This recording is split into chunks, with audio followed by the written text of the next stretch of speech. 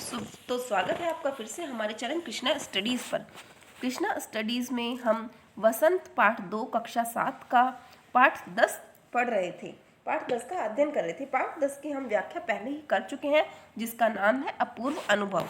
अपूर्व अनुभव कहानी में आपने सुना था कि उसमें दो बच्चों की जो दृढ़ निश्चय है उसके बारे में बताया गया है कि उन्होंने कैसे किस प्रयास से पोलियो पर भी विजय प्राप्त की और पैर में कुछ परेशानी होने के बावजूद भी उन्होंने अपने लक्ष्य को पाया और आनंद की अनुभूति की, और वो जो उनका पूर्व अनुभव है उसको उन्होंने हमारे साथ शेयर किया है। तो चलो अब हम इस पाठ के प्रश्नोत्तर की ओर बढ़ते हैं।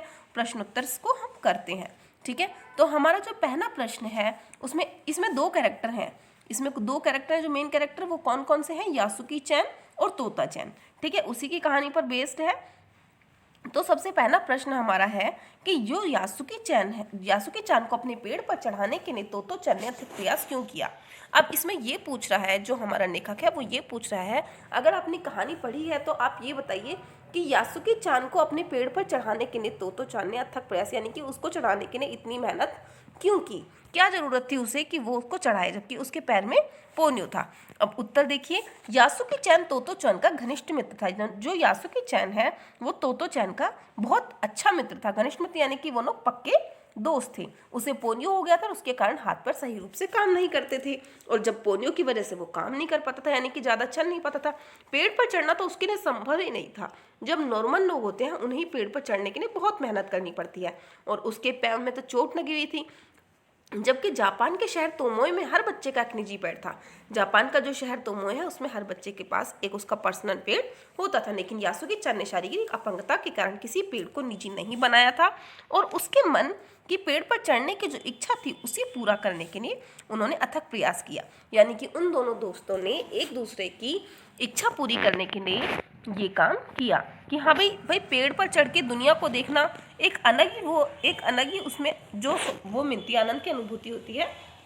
इसलिए उसने अथक प्रयास यानी कि बहुत कोशिश, अथक प्रयास का इसमें क्या मतलब है कि काफ़ी कोशिश की, ठीक है, बहुत ज़्यादा कोशिश की। दृढ़ निश्चय और अथक परिश्रम से सफलता पाने के बाद तोतो चैन और यासुकी चैन को अपूर्व अनुभव मिला। इन दोनों के अपूर्व अनुभव कुछ अलग अलग थे, दोनों में क्या अंतर है लिखिए। अब जो हमारा दूसरा प्रश्न है उसमें देखो कितनी सुंदर बात पूछी है। मैंने इस पाठ को जब आपको पढ़ाया था तब भी मैंने आपको ये बात बताया था कि बेटा इस चीज़ को आप अपनी लाइफ में भी नोट करिएगा कि जो दृढ़ निश्चय है, दृढ़ निश्चय यानी कि मुझे अपने लक्ष्य को प्राप्त करने के लिए सबसे पहले अपने मन में क्या करना होगा।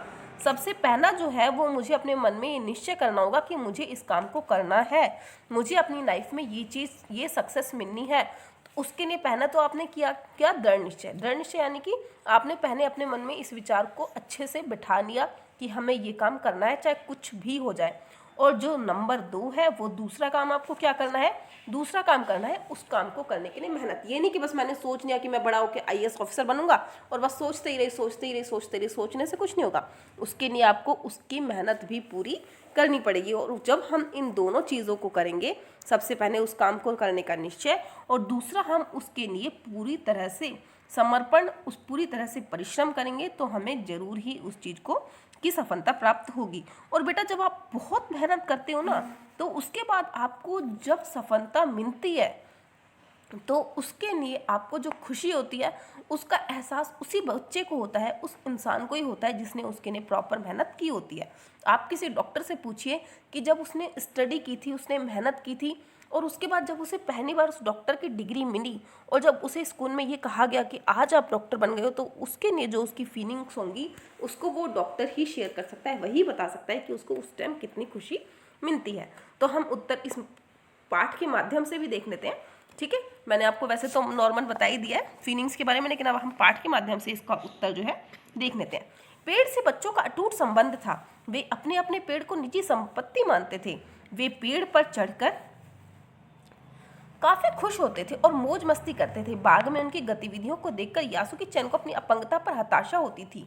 उनके मन में उदासी छा जाती थी और उसे अपनी विवशता पर काफी दुख होता था।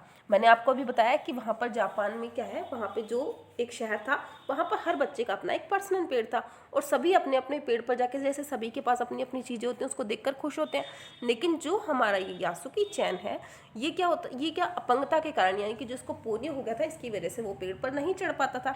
और दूसरे लोगों को जब वो मौज मस्ती करते हुए देखता था, उसे हताशा यानी कि उसको हल्का सा दुख होता था, उसको अपनी अपंगता पर थोड़ा सा बुरा लगता था कि काश मेरे पैरों में अगर ये परेशानी ना होती तो मैं भी पेड़ पर चढ़ सकता और इन सभी की तरह मैं भी उछल कूद करता और काफ़ी खुश रहता। और उसको उदासी यानी कि वो काफ़ी दुखी होता था और उसे उस समय अपनी विवशता पर काफ़ी दुख होता था, इसीलिए उन्होंने उस पर चढ़ने का निश्चय किया कि जिससे कि वो उसकी जो विवशता है उसे दूर कर सके।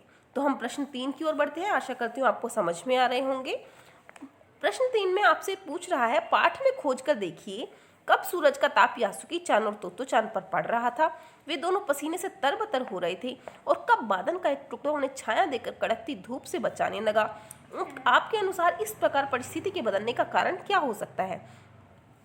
आपने पाठ पढ़ा होगा, बहुत ही सुंदर बात लिखी है कि जब हम मेहनत करते हैं ना, तो भगवान भी हमारा प्रॉपर तरीके से, पूरी तरीके से हमारे साथ होता है।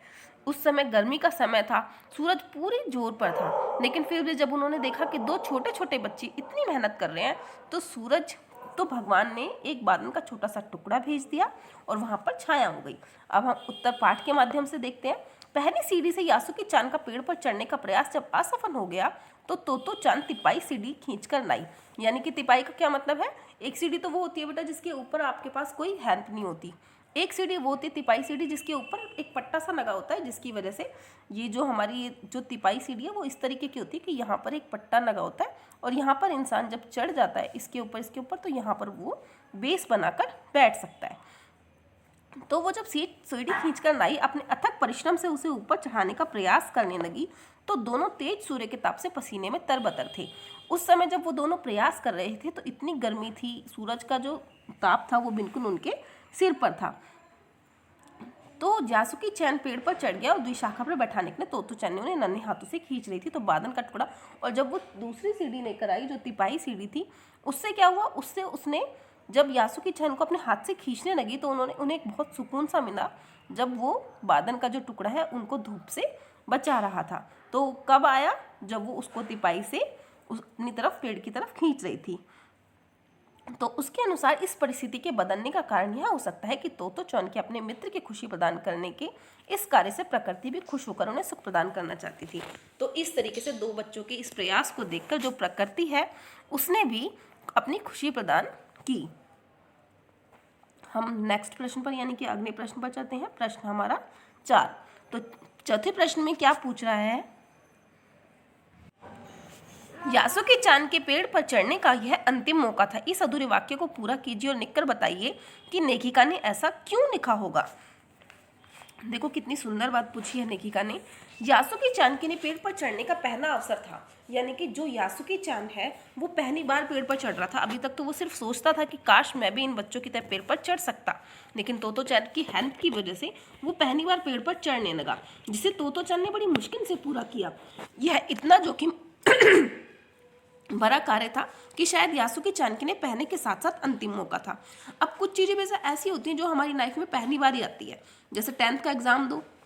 अब तुम तो कह दोगे भैया फेल हो जाएंगे तो दोबारा भी दे सकते हैं। मैडम आप क्या बोल रहे हो, लेकिन क्यों होना है फेल, पास होना है ना। तो इसीलिए कुछ जो मौके होते हैं वो हमारे फर्स्ट टाइम होते हैं और अगर हम उसे ये सोच कर चले कि ये हमारा अंतिम मौका है, इसीलिए बेटा जब भी आप किसी कंपटीशन एग्जाम्स में बैठो तो उसे ये सोचकर बैठो कि 6 महीने बाद फिर से कंपटीशन एग्जाम होगा, फिर से दे देंगे। उसे ये सोचकर बैठो कि ये आपका अंतिम मौका है और आपको इसी समय इसे पास करना है।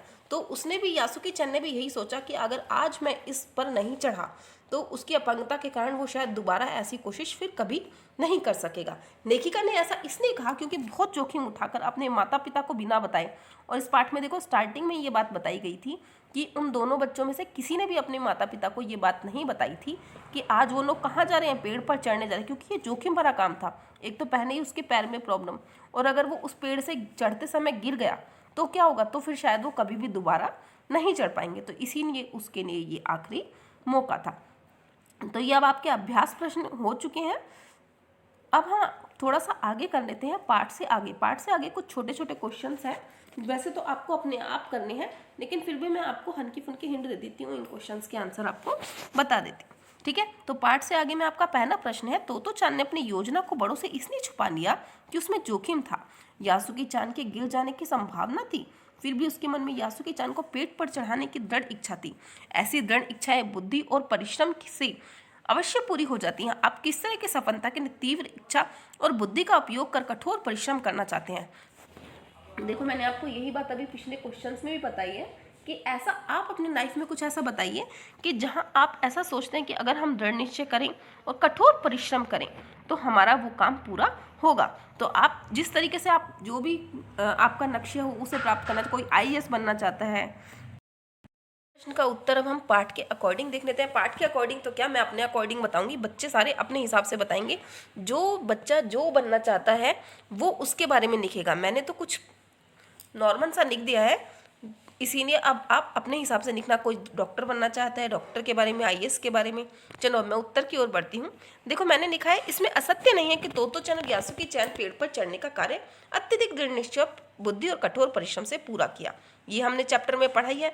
लेकिन अगर मैं अपने जीवन में जो बनना चाहती हूँ, जैसे समाज सुधारक बनना चाहती हूँ, इसके लिए मेरी बहुत तीव्र इच्छा है। तो यानी कि पहले मैंने इसका दृढ़ निश्चय कर लिया, और इसके लिए हमें काम क्या करना है, हमें बड़े बुजुर्गों के साथ पारिवारिक अन्याय ना हो, इसके लिए मेहनत करनी है। और अपनी बुद्धि के उपयोग और कठिन परिश्रम से इन लोगों को अधिक से अधिक सुविधाएं प्रदान करवाएंगे, जिससे सरकार और समाज दोनों का सहयोग हो सके। और बच्चे मुझे ये बताएंगे कि वो क्या बनना चाहते हैं और उसके लिए वो क्या मेहनत कर रहे हैं, पढ़ाई कर रहे हैं या नहीं कर रहे हैं। ठीक है, तो अपनी मेहनत के बारे में जरूर लिखना, जो बनना है वो भी लिखना, मेहनत के बारे में भी लिखना। नेक्स्ट प्रश्न पढ़ते हैं। इसमें बेटा सभी यही प्रश्न है जो आपको स्वयं ही देने चाहिए आंसर। हम अक्सर बहादुरी के बहुत बड़े बड़े कारनामे सुनते हैं, लेकिन अपूर्व अनुभव कहानी एक छोटी सी कहानी है जो जोखिम और की ओर हमारा ध्यान खींचती है। यदि आपको अपने आसपास संसार में कोई रोमांचकारी अनुभव प्राप्त करना हो तो आप कैसे करेंगे। तो इसमें भी यही बताया गया है कि जैसे बड़े बड़े कारनामे तो सुने हैं आपने, जैसे हमारे जीवन में बड़े बड़े कारनामे किसके हैं, जैसे गांधी जी हैं, लक्ष्मीबाई है, चंद्रशेखर आज़ाद हैं, जो हमारे डॉक्टर अंबेडकर हैं वो हैं। तो इनके सामने बहुत बड़ी बड़ी चुनौतियाँ आई लाइफ में, लेकिन कुछ ऐसी छोटी छोटी कहानियाँ होती हैं जो हमें शारीरिक चुनौतियों के बारे में बताती है। शारीरिक चुनौतियाँ, जैसे कोई अपंग है लेकिन फिर भी वो कोशिश कर रहा है, कोई जो आपने ब्लाइंड स्कूल देखोगे, ब्लाइंड स्कूल के जो बच्चे होते हैं वो किस तरीके से कोशिश करते हैं। तो हम उत्तर को इस माध्यम से देखते हैं कि हम देखते हैं कि जैसे शारीरिक चुनौतियों से गुजरने वाले व्यक्तियों के लिए चढ़ने उतरने की सुविधाएं कुछ स्थानों पर दिखाई देती हैं। जैसे हम देखते हैं कि भाई कुछ स्टेज जगह पर तो हमें दिखाई देती है, जैसे हॉस्पिटल हो गए, सरकारी बसों में, रेलवे प्लेटफॉर्म में, लेकिन हर जगह ये सुविधाएं उनके लिए प्राप्त नहीं है। पार्कों में या बहुत सारी जगह, तो उनके लिए वो भी एक चुनौती है कि जैसे नॉर्मल लोग चल रहे हैं वो लोग उस तरीके से नहीं चल पाते। अब हम आगे बढ़ते हैं अनुमान और कल्पना की ओर। अगर बच्चों को ऐसा लग रहा है कि मैं थोड़ा स्पीड में करा रही हूँ तो इसके बारे में भी मुझे ज़रूर बताएं, लेकिन मैं सोचती हूँ कि मेरे बच्चों को कंप्लीट हो जाए, ठीक है, और वीडियो भी बहुत बड़ी ना हो, इसलिए मैं कोशिश करती हूँ कि मैं थोड़ा सा जल्दी चलूँ। और PDF तो मैं आपको दे ही रही हूँ, ठीक है। अनुमान और कल्पना में पहला प्रश्न आपका है, अपनी माँ से झूठ बोलते समय तोतो चान की नजरें नीचे क्यों थी। इसके बारे में मुझे ज़्यादा बताने की ज़रूरत है नहीं, क्योंकि ऐसा कोई भी बच्चा नहीं है जिसने कभी ना कभी अपने पेरेंट्स से थोड़ा बहुत छोटा मोटा झूठ ना बोला हो। और वो झूठ किसी भी वजह से हो सकता है कि वो कुछ अचीव करना चाहते हैं, या वो अपने मम्मी को सरप्राइज़ देना चाहते हैं उनके बर्थडे गिफ्ट के लिए, या किसी भी चीज़ के लिए। लेकिन जब हम, ये बात पक्की है, जब हम किसी से सच नहीं बोल रहे होते तो हम उस तरीके से बात नहीं कर पाते जैसे हम नॉर्मल, तो हमारी नज़रें क्या होती हैं, ऑटोमेटिकली झुक जाती है। तो इसी तरीके से जब वो तोतो चान अपनी माँ से झूठ बोल रही थी तो उसकी नज़रें इसलिए झुक गई थी जिससे कि उसकी चोरी पकड़ी ना जाए, क्योंकि अगर वो नज़रें मिलाएगी तो नेचुरल सी बात है वो पकड़ लेगी उसकी मम्मी की, हाँ भाई। और अपने अपराध के कारण अपनी नज़रें नीचे उसे सता रही थी, अगर वह झूठ पकड़ लेगी तो फिर न जाने क्या होगा। और उसे ये भी लग रहा था कि अगर किसी को ये पता चल गया कि मैं आज उसको हम लोग पेड़ पर चढ़ने जा रहे हैं तो उसके लिए सब लोगों को बहुत ही प्रॉब्लम होगी, क्योंकि वो थोड़ा सा बच्चा जो है वो ठीक से शारीरिक रूप से स्वस्थ नहीं था। अगर बाई चांस वो लोग कुछ मिस हैपनिंग हो जाती, पेड़ से गिर जाते या कुछ प्रॉब्लम हो जाती, तो उसके लिए उनको बहुत सारा सुनना पड़ता। लेकिन उनकी साहस और दृढ़ निश्चय ने क्या किया, उनको सफल बनाया। अब हम प्रश्न 2 की ओर बढ़ते हैं। यासुकी चान जैसे शारीरिक चुनौतियों से गुजरने वाले व्यक्तियों के लिए चढ़ने उतरने की सुविधाएं हर जगह नहीं होती, लेकिन कुछ जगहों पर ऐसी सुविधाएं दिखाई देती है। उन सुविधा वालों की जगह की सूची बनाओ। ये क्वेश्चन आप पहले भी कर चुके हो बेटा, अभी ऊपर आपने देखा था। फिर भी हम इसको दोबारा कर लेते हैं। जैसे कुछ शारीरिक चुनौतियों से गुजर रही विशेष सुविधाएं प्रदान की जाए, उनका जीवन यापन सुलभ हो जाता है। तो वो कौन कौन सी जगह है? जैसे हमें शारीरिक चुनौतियों से गुजर रहे लोगों के लिए जैसे कहाँ कहाँ पर होती हैं ऐसी सुविधाएं? सरकारी अस्पतालों में, बसों में, रेलवे में, प्लेटफॉर्म में, हवाई अड्डे पर इस तरीके की सुविधाएं हमें देखने को मिलती है। कई बार विशेष सभाओं में भी ऐसे विकलांगों को बैठने हेतु अलग स्थान प्रदान किया जाता है। और वैसे भी देखा होगा बेटा आपने, मेट्रो स्टेशन वगैरह जो होते हैं उसमें उनके लिए, विकलांगों के लिए स्पेशल सीट होती है, महिलाओं के लिए स्पेशल सीट होती है।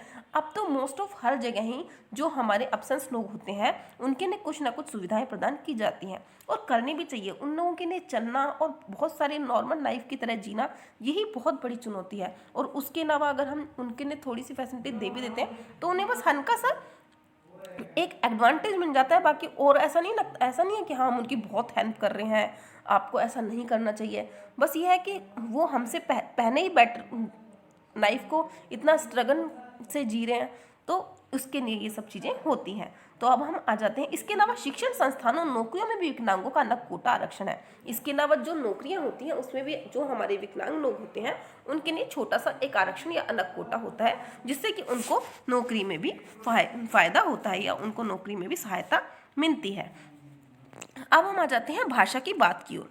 भाषा की बात में आपका पहला प्रश्न है, द्विशाखा शब्द द्वि और शाखा के योग से बना है। द्वि का अर्थ होता है दो और शाखा का अर्थ होता है डाल। बेटा जब मैं आपको ये पाठ पढ़ा रही थी तब भी मैंने आपको इस तरफ आपका ध्यान भी लाया था कि पेड़ के तने का वह भाग जहाँ से दो मोटी मोटी डालियाँ एक साथ निकलती है। द्वि की बात आप त्रि से बने शब्दों का त्रिकोण जानते होंगे, त्रि का अर्थ है तीन। तो इस तरीके से आपको मैंने समास के बारे में भी बताया था कि किस तरीके से हम शब्दों को अंकों के माध्यम से जोड़कर एक नया शब्द बनाते हैं। इस प्रकार 5, 4, 6, 7, 8, 9, 10 संख्यावाची संस्कृत शब्द उपयोग में अक्सर आते हैं। इन संख्यावाची शब्दों की जानकारी प्राप्त कीजिए और देखिए कि क्या इन शब्दों की ध्वनियाँ अंग्रेजी संख्या के नामों से कुछ मिलती जुलती है। जैसे हिंदी 8, संस्कृत अष्ट, अंग्रेजी 8। तो आपको बेटा अब इस क्वेश्चन में क्या करना है, अब आपको इस क्वेश्चन में अंग्रेजी और हिंदी और संस्कृत इन तीनों को अलग अलग सेग्रीगेट करना है, यानी कि अलग अलग करना है। तो अब हम इस क्वेश्चन को कर लेते हैं। आप बहुत ध्यान से देखिएगा। जैसे 2 द्वि 2, 3 त्रि 3, 5 पंच 5। तो आपका हिंदी में हो गया 2, संस्कृत में द्वि और अंग्रेजी में 2। हिंदी में 3, संस्कृत में त्रि और अंग्रेजी में क्या होता है बेटा, संस्कृत में आपका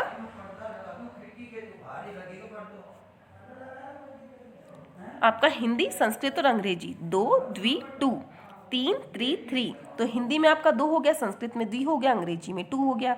हिंदी में आपका 3 हो गया, संस्कृत में त्रि हो गया, अंग्रेजी में 3 हो गया। तो भैया संस्कृत में थोड़ी सी इशू है, बाकी हिंदी और अंग्रेजी हम सबको आती है ना भाई सबको, हिंदी और अंग्रेजी तो ठीक है। और आपका जो संस्कृत में इशू है वो अभी कंप्लीट कर देते हैं। ये आपका संस्कृत में हो गया। आप किसको, 2 को क्या बोलते हैं द्वि, 3 को त्रि, 5 को पंच, 6 को षष्ठ, 7 को सप्त और 9 को आप बोलते हैं नवम, 10 को बोलते हैं दशम, 11 को बोलते हैं एकादश, 12 को बोलते हैं द्वादश। ज़्यादा हो गया, मैम थोड़ा सा ही पूछा है। चलो ठीक है, हम आगे के प्रश्न की ओर बढ़ते हैं। प्रश्न 2 है हमारा, पाठ में ठिठियाकर हंसने लगी, पीछे से धकियाने लगी जैसे वाक्य आए हैं। ठिठियाकर हंसने के मतलब का आप अवश्य अनुमान लगा सकते हैं। ठीठी करके हंसना या ठहाकर मार के हंसना, इसमें हंसने की ध्वनि के एक खास अंदाज की हंसी के विशेषण बना दिया गया है। साथ ही ठिठियाना और धकियाना शब्द में आना प्रत्यय शब्दों का प्रयोग हुआ है। इस प्रत्यय से फिर माना शब्द भी बन जाता है। आना प्रत्यय से बनने वाले 4 सार्थक शब्दों को बताइए। अब बेटा इसमें देखो आपको ग्रामर भी बहुत अच्छे तरीके से समझाई गई है।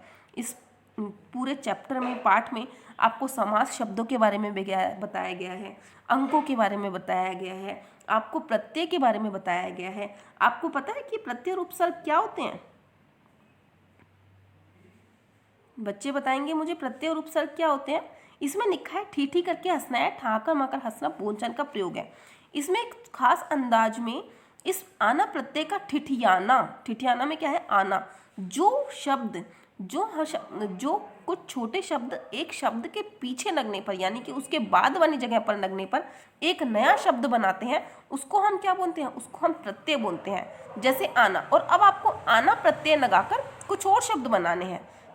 ठिठियाना उसमें पहले से लिखा हुआ है, तो आना प्रत्यय शर्म, तो हमारा क्या हो गया शर्म से शर्माना, चन से चलाना, बात से बतियाना, जुट से जुठनाना। यानी कि हमने इसमें क्या प्रत्यय लगाया है, आना, और आना प्रत्यय लगाकर हमने इन्हीं शब्दों का अर्थ, एक होता है शर्म, शर्माना, कि वो शर्माई, ठीक है। तो इस तरीके से हम इन शब्दों प्रत्यय को लगा के अपने शब्दों का अर्थ बदल सकते हैं। मैं समझती हूँ बेटा आप सभी को जो मैंने पढ़ाया है वो अच्छे से समझ में आ गया होगा।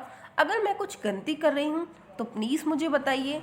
अगर आपको पसंद आ रहा है तो लाइक कीजिए, शेयर कीजिए, सब्सक्राइब कीजिए। बेटा शिक्षा है, आप जितना बांटोगे, जितना एक दूसरे तक पहुँचाओगे, जितना इसे शेयर करोगे, उतना ही और बच्चों को भी अच्छा लगेगा, और मुझे भी अच्छा लगेगा कि कम से कम जो मैं पढ़ा रही हूँ वो मेरे बच्चे पढ़ रहे हैं, सीख रहे हैं और दूसरे बच्चों को यहाँ तक पहुँचा रहे हैं।